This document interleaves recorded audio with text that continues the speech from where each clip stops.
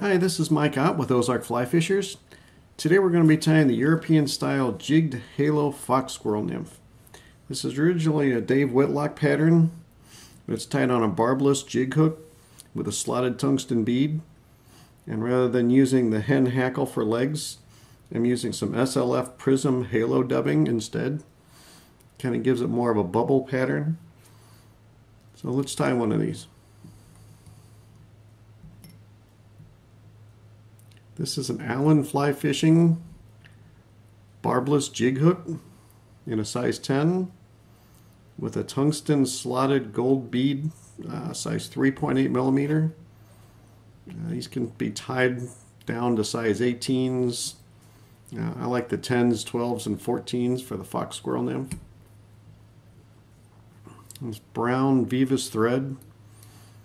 And on a fly this size, it really doesn't matter what size you're using. And I'm going to use the red fox squirrel back hair. Just trim a piece right off of the hide.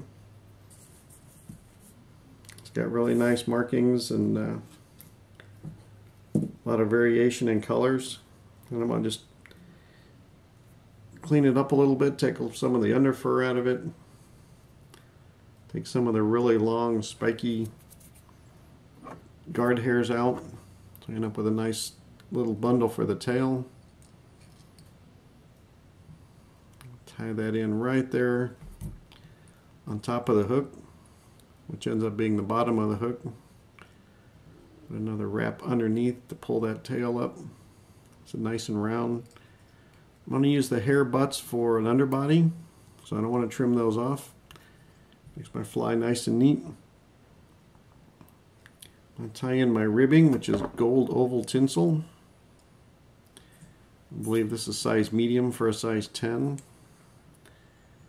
Make sure I got that right down on the end here.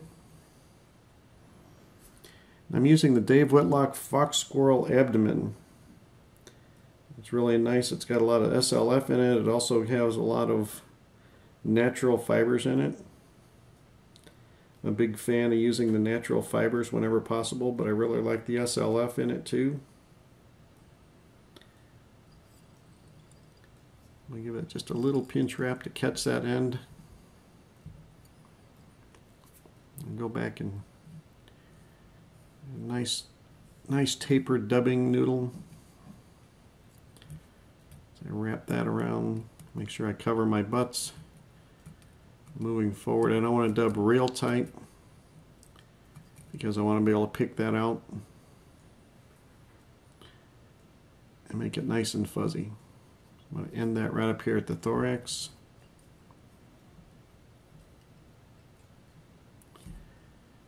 I'm going to go back and brush that up a little bit. Again, don't want to make it too neat. About 4 or 5 ribs with the oval tinsel, just like a standard fox squirrel nymph.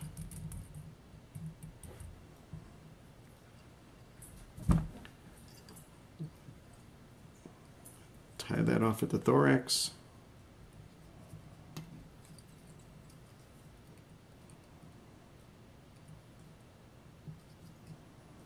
You can also use wire for that. That's been a popular option lately.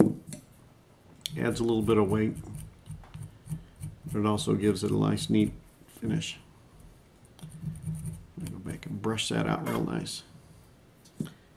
And I come back with my fox squirrel thorax material. It's nice and spiky, has lots of oranges and browns and still lots of natural fox squirrel fibers in it. I'm going to dub that on my thorax. Again, I want about 2/3 body, 1/3 thorax.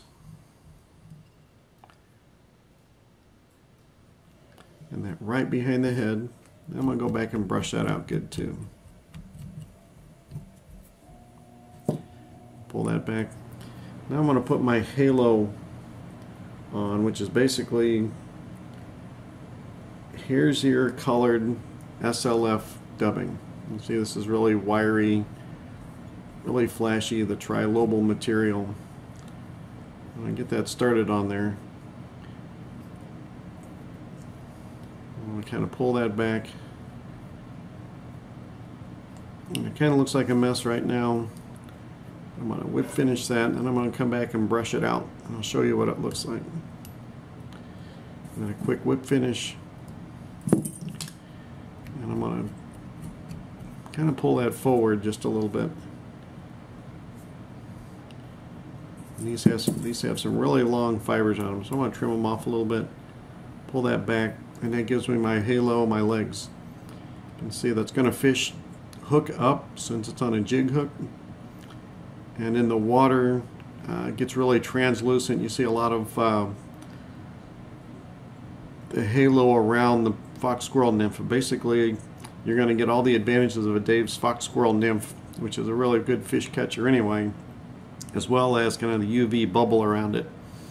This is accounted for quite a few fish. It kind of looks like a golden stonefly. Could be just about anything that lives in the water. So give this a try.